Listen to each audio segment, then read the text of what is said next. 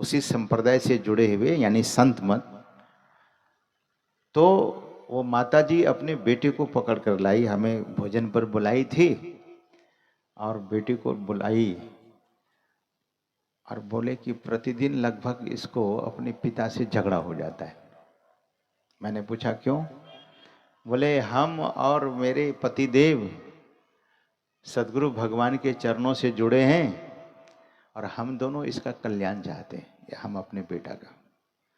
और ये मेरा बेटा प्रतिदिन 10 बजे सो करके उठता है, दिन के 10 बजे। तो मैंने पूछा उससे कि बच्चा, why you are not getting up early morning? तो वो लड़का ने कहा कि महाराज मेरी आदत ऐसी हो गई है कि 4 बजे तक तो मैं मोबाइल फ़ोन से ही लगा रहता हूँ, 4 बजे सुबह तक। तो वो बच्चा जब सोएगा तो कब उठेगा? कोलकाता में हम और स्वामी बोधानंद जी महाराज एक सेठ के घर जाते थे, तो हाथ जोड़कर वो प्रार्थना करती थी कि महाराज जब से शादी हुई तब से सूरज कैसे उगता है, किधर उगता है मैं देखी नहीं। क्यों? बोले मैं सो करके 2:30 बजे उठती हूँ, दिन के 2:30 बजे। तो सोने वाले लोग भी दुनिया में ऐसे बहादुर लोग हैं। और खास करके तो मैं ये देखा कि जो नारी बहुत पढ़ लिख ली है वो तो और, मतलब आप लोगों की बात नहीं करता हूं मैं, जो नारी पढ़ लिख ली है वो बहुत देर में उठती है। तो जगिए, जब तक सवेरे नहीं जगेंगे तो उस ब्रह्म की जो शक्ति है, जो ऊर्जा है, उसकी अनुभूति नहीं हो सकेगी। इसीलिए महापुरुषों ने कहा, सदगुरु महाराज कहते हैं, क्या सोवत गफलत के मारे, जाग जाग मन मेरे। जगिए। किसी भी संप्रदाय में आप चले जाइए, बौद्ध में, जैन में, ईसाई में, इस्लाम में, वैदिक सनातन धर्म, किसी भी जगह चले जाइए, मंदिर में सवेरे पूजा होती है, मस्जिद में सवेरे अजान दिया जाता है और गिरजाघर में सवेरे वो घंटी बजती है टन टन करके। और बौद्ध मत में देखिए कि सवेरे जगने की परंपरा है। ये महात्मा लोग हैं सज्जनों। समाज खुद जगते हैं और समाज को जगाते हैं, अपने जगते हैं, देश को जगाते हैं। तो जैसे ब्रेकफास्ट करने का समय आपका होता है, लोगों का ब्रेकफास्ट का समय होता है 8 बजे के बाद। जब ब्रेकफास्ट मिलता है तो आदमी झुंझला जाता है और कहता है जब 10 बजे दिया जाएगा तो बोले अभी 10 बजे जलपान करेंगे तो भोजन कब करेंगे? तो सज्जनों, हर चीज का समय है, लेकिन अपने जीवन का उद्धार करने का भी समय संतों ने बनाया है, महापुरुषों ने दिया है। हम सबों को समय से जगना चाहिए। सदगुरु महाराज कहते हैं, क्या सोवत गफलत के मारे, जाग जाग मन मेरे। एक तो माया मोह से, संसार के प्रपंचों से जगिए, संसार में काम कीजिए, सात्विक काम को कीजिए।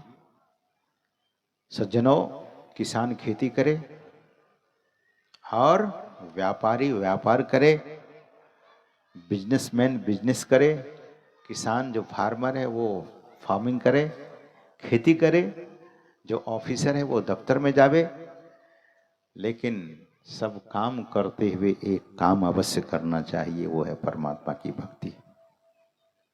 कल भी मैंने निवेदन किया था, थोड़ा आज भी निवेदन करता हूं कि ईश्वर का उपकार हर क्षण में हो रहा है।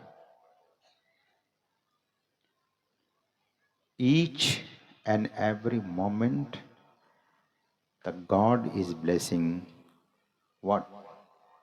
Showering blessings. ईश्वर कृपा का वर्षण करते हैं। ईश्वर की कृपा इतनी है सज्जनों कि शरीर हम आपका बना है 5 तत्व से। कौन कहता है? मानस में भगवान श्री राम स्वयं से कहते हैं। सब वे कहते हैं, क्या कहते हैं? तारा से कहते हैं भगवान श्री राम, क्षितिजल पावक गगन समीरा, पंच रचित यह अधम शरीरा। इस शरीर को अधम कहा गया है। यह शरीर अधम है। सज्जनों, सदगुरु महाराज कहते हैं कि यह शरीर कैसा है? तन नव द्वार हो रामा, अति ही मलिन हो ठामा। There is 9 door in our body. हम आपके शरीर में 9 द्वार है। और सदगुरु महाराज कहते हैं each and every door is so dirty. सब गंदा है। पूज्यपाद महर्षि संतसेवी परमहंस जी महाराज कहा करते थे कि आंख से किच्ची, कान से गुजू, नाक से पूछिए मत, मुंह से थूक और लार। हर द्वार तो ऐसे ही है। मलमूत्र विसर्जन करने का 2 द्वार है। तो सज्जनों, ये द्वार क्या है? अति ही मलिन हो ठामा। एक और द्वार है सज्जनों इस शरीर में, उसको बोलते हैं 10वां द्वार। उसको सुखमन द्वार बोलते हैं। महापुरुष कहते हैं कि 9 द्वार में तो आप रहते ही हैं। कान खुला है, नाक भी खुली है, आंखें भी, आंख पर पर्दा दिया है भगवान ने। इसको, इस पर पर्दा इसलिए लगाया है कि सोना है। तो ये सारे द्वार दरअसल में सुख, परम सुख को नहीं दे सकता, शाश्वत सुख को नहीं दे सकता। तब 10वां द्वार सदगुरु महाराज कहते हैं त्यागी चढ़ो 10म द्वारे। त्यागी चढ़ो, इन सब द्वार को त्याग कर 10वें द्वार में चले जाओ। अच्छा, एक शब्द है यहां पर, चढ़ना। त्यागी चढ़ो 10म द्वारे। इन सब को छोड़कर एक 10वां द्वार है जो इस सभी द्वार से ऊपर का द्वार है। और उस द्वार में जाते ही क्या होगा? बोले सुख पाओ रे भाई। मतलब you are going to get the happiness. What happiness? That happiness is really real happiness. वो सही में वास्तविक सुख है। और सदगुरु महाराज कहते हैं कि उस द्वार पर जो जाता है उसको सुख की प्राप्ति, और वो सुख जिसको लगता है फिर नीचे के द्वार में उसको कभी उस तरह का आनंद नहीं आता। और ये सब हम आपके शरीर में है, आप भी शरीर में। तो संत महापुरुष कहते हैं कि इसी को परमात्मा का भजन, इसी को राम का भजन, इसी को हरि का भजन, इसी को गुरु का भजन कहा जाता है सज्जनों। तो मैं निवेदन करना चाहूँगा सज्जनों, समय कम है और कम समय में ही मैं निवेदन करना चाहता हूँ कि शरीर बड़ा भाग्य से मिला है। प्रहलाद जी से उनके सहपाठियों ने पूछा, जब वे गुरुकुल में अध्ययन कर रहे थे तो सहपाठियों ने पूछा कि सबसे दुर्लभ शरीर कौन सा है? तो प्रहलाद जी ने कहा अपने साथियों से कि दुर्लभम मानुषो देह। मनुष्य देह सबसे बड़ा दुर्लभ है। तो आपको मिला है, जिस किसी को मनुष्य का देह मिला है, इसको दरअसल में बर्बाद नहीं करना चाहिए। संतों ने कहा कि आपको अपने जीवन से प्रेम है, आपको अपने शरीर से प्रेम है, तो सबसे पहले इसको बर्बाद होने से रोक दीजिए, जीवन को आबाद कीजिए। दूसरी बात, महापुरुष कहते हैं कि शरीर की सार्थकता तब होगी जब परमात्मा की भक्ति करेंगे। तभी काकभूषण जी महाराज कहते हैं कि रघुपति भगति बिना सुख नाही। और उस द्वार में जाने के लिए कहते हैं, स्वतंत्र भक्ति करने के लिए कहते हैं, परतंत्र भक्ति नहीं। परतंत्र भक्ति तो भस्मासुर भी किया था। परतंत्र भक्ति किसने किया था? कंस ने। परतंत्र भक्ति सहस्रार्जुन ने भी किया था सज्जनों। सहस्रार्जुन इतना बलवान था कि एक बार वे नर्मदा में स्नान कर रहे थे। नर्मदा नदी का नाम सुना होगा आपने, मध्य प्रदेश में है। तो सहस्रार्जुन नर्मदा नदी में स्नान कर रहे थे और रावण नर्मदा के तट पर बैठ करके आसुरी साधना कर रहा था। तो उस सहस्रार्जुन के पास 1000 हाथ था। अच्छा, जिसको 2 हाथ हो तो उसको वो भी अपनी बाहें दिखाते फिरता है, थोड़ा सा बल हो जाए तो। रावण को 10 बाहें थी, 10 भुजा थी, 5 इधर और 5 20 भुजा थी। 10 शीश 20 भुजा, 10 सिर था और 20 भुजाएं थी। तो नर्मदा के तट पर रावण आसुरी साधना को सिद्ध करने में लगा हुआ था। इतने में सहस्रार्जुन कहीं से आ गए। सहस्रार्जुन आ जाता है और नर्मदा में स्नान करने लगता है, जल क्रीड़ा करता है। तो ताकत बहुत, जैसे हिरण्याक्ष को बहुत ताकत थी और हिरण्याक्ष को वराह भगवान ने मारा। तो हिरण्याक्ष को इतनी ताकत थी कि देवर्षि नारद जी रास्ते में मिल गए तो उसी को पकड़ लिए। देवर्षि नारद जी ने पूछा कि भाई हमें क्यों पकड़ते हो, हम साधु आदमी। बोले कि हमसे तुम मल युद्ध करो। तो देवर्षि नारद जी महाराज ने कहा कि हम तो साधु ठहरे, हम तो लड़ते उड़ते नहीं हैं, तो हम क्या तुमसे युद्ध करेंगे, क्या मल युद्ध करेंगे। बोले मैं छोड़ूंगा नहीं। अरे और किसी को ढूंढ लो। बोले मेरी बाह में खुजली हो रही है, तुझे लड़ना ही पड़ेगा। अब जबरदस्ती कहता है लड़ने के लिए। सज्जनों, तो ताकत जिसको होती है, तो सहस्रार्जुन के पास 1000 हाथ, नर्मदा के जल को रोक लिया। 1000 हाथ से नर्मदा के जल को रोक लिया। और जल जब रुकता है तो इधर उधर भागता है। इधर उधर जब भागा तो रावण का आसन डूब गया, क्योंकि नर्मदा के तट पर वो आसुरी साधना कर रहा था। तो जैसे ही आसन उसका डूबा तो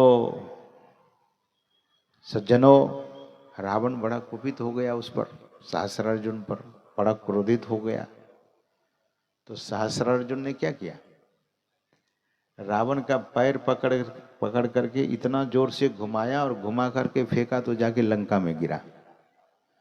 रावण फिर कभी हिम्मत नहीं किया कि इधर आकर के ध्यान साधना करे, आसुरी साधना करे। तो बड़े बड़े बलवान हुए,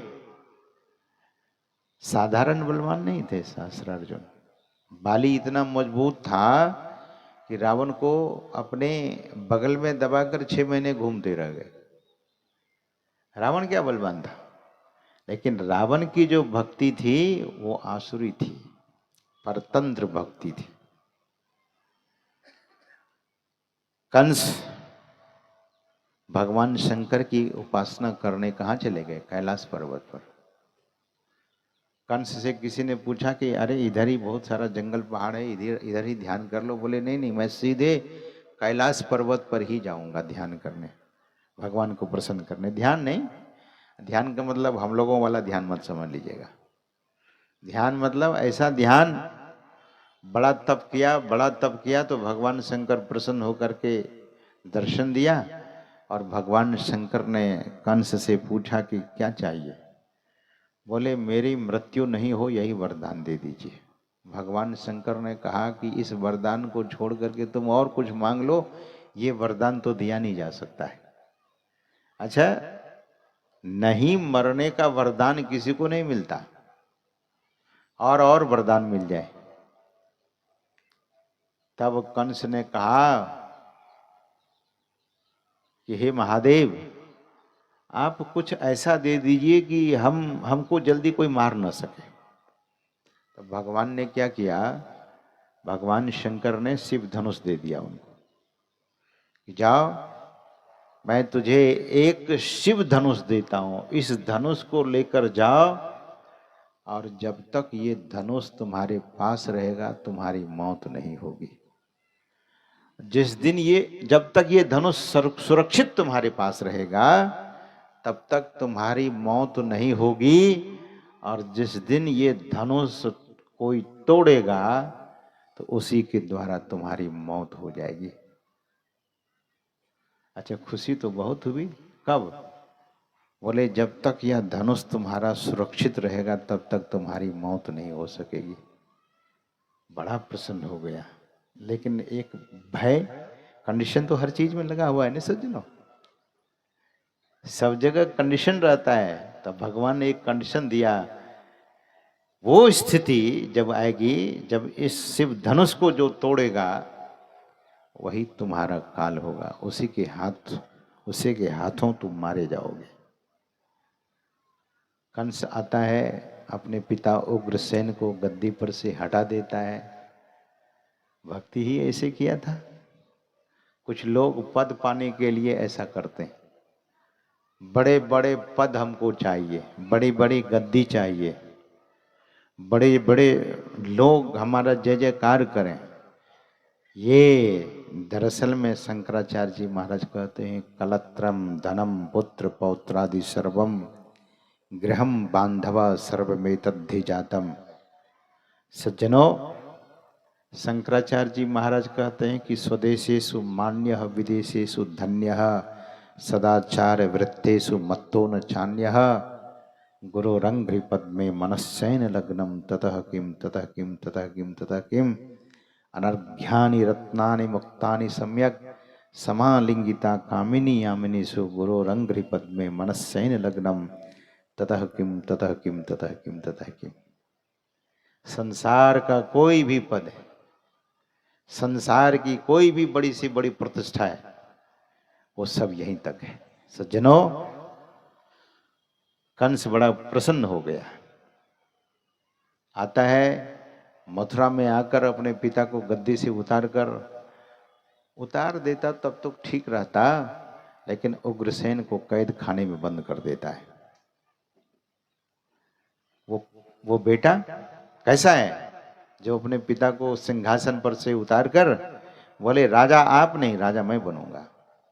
ठीक है, उग्रसेन हाथ जोड़ लेता, लेकिन उग्रसेन ने कहा कि तुम अनीति पूर्वक यह हमारा सिंहासन लेते हो, ये तो मैं तुझे देता ही, समय से तुम्हें दे देता, लेकिन अभी समय नहीं हुआ था। बोले इस समय को मैं मुट्ठी में बंद करके आया हूँ, आपको पता नहीं मैं भगवान शंकर की उपासना करके आया हूँ। भगवान शंकर की उपासना करने के बाद न तो उग्रता गई, न क्रोध गया, न लोभ गया, न मोह गया, न मद गया, न मत्सर गया, तो कौन सी उपासना हुई। यही लोग परतंत्र भक्ति किया है, खुद दुखी होगा और दूसरे को भी दुखी कर दिया, अपने ही पिता को जेल में बंद कर दिया, काल कोठरी में। सोच सकते हैं, जिस पिता ने इतना पाला पोसा बड़ा किया, आजकल यही हो रहा है। अपने अब काल कोठरी में और जेल में पिता को नहीं लोग भेजते हैं, तब कहाँ भेज देते हैं, वृद्धाश्रम में, जहाँ ओल्ड एज होम बना हुआ है। पढ़ा लिखा युवक जो पढ़ा लिखा है, एक डीएम साहब अपने पिता को ले जा रहे थे, कहाँ, वृद्धाश्रम में। उसको अंग्रेजी में ओल्ड एज होम बोलते हैं। वृद्धा आश्रम का मतलब हम आश्रम नहीं समझ लीजिएगा, एक व्यवस्था लोग बनाते हैं शहरों में। आप लोगों के यहाँ कहलगांव में है या नहीं मालूम। शायद भागलपुर में है कि नहीं, लेकिन पटना में है वृद्धाश्रम। तो एक डीएम साहब की जो पत्नी थी वो कहती थी कि जब मैं इस बुढ़ा को देखता हूँ तो मेरा दिमाग खराब हो जाता है। कमाल है, दिमाग कैसे खराब होता है तुम्हारा? तुम भी पढ़ी लिखी है। अपने पति डीएम से कहती थी कि या तो ये रहेगा या मैं रहूंगी। अब देख लीजिए। तो डीएम साहब लाचार हो गए और चले गए ओल्ड एज होम में, उस वृद्धाश्रम में। वहाँ सब फीस वगैरह जमा करके कमरा बुक कर दिया और पिताजी से बोले कि पिताजी आइए गाड़ी में बैठिए, सामान रखिए। तो दादा से पोता को बड़ा प्रेम होता है और दादा भी पोता को बड़ा प्रेम करते हैं। तो पोता तब तक आ गया, डीएम का बेटा, छोटा सा बेटा था 7-8 साल का। तो बोले मेरे दादाजी को कहाँ ले जा रहे हैं पिताजी? तो बोले कि तुम्हारे दादाजी को ओल्ड एज होम में ले जा रहा हूँ, वृद्धाश्रम में। क्यों? क्योंकि तुम्हारी माँ को मेरे पिता पसंद नहीं है, ससुर को पसंद नहीं करती है। तो बालक ने कहा कि जब आप दोनों वृद्ध हो जाएंगे ना, तो आप दोनों को हम भी वहीं ओल्ड एज होम पहुंचा देंगे। सज्जनों, इस बात को सुन करके डीएम साहब ने अपने बेटा को गले में लगा लिया और कहा कि बेटा कुछ भी होगा, पिता मेरे घर में ही रहेंगे और मैं इनकी सेवा करूंगा। सज्जनों, पढ़े लिखे का मतलब ये नहीं है कि जो घर के बड़े देवता हैं, घर के सबसे बड़े देवता कौन है? मैं घर का देवता बोल रहा हूं, ध्यान दीजिएगा। घर की देवी और घर के देवता, सबसे बड़ी देवी या सबसे बड़ा देवता कौन है? तो माता पिता। जिस घर में माता पिता का अपमान होता है, उस पुत्र वधू को सुकून कहां से होगा? माता पिता तो घर के बड़े देवता हैं सज्जनों। माता पिता का सम्मान होना चाहिए। किस श्रेणी में मत कोई जावे, कंस कोई ना बने। कंस तो अपने पिता को जेल में बंद कर दिया सज्जनों।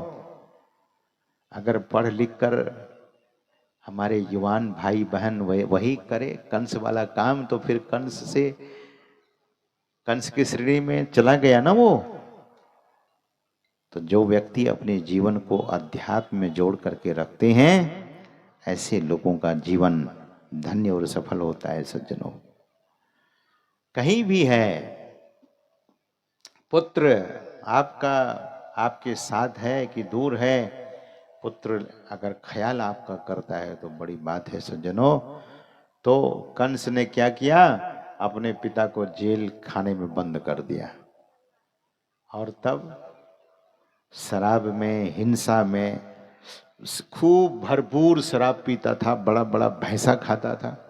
ऐसा आदमी सज्जनों, पाप का घड़ा तो भरता है,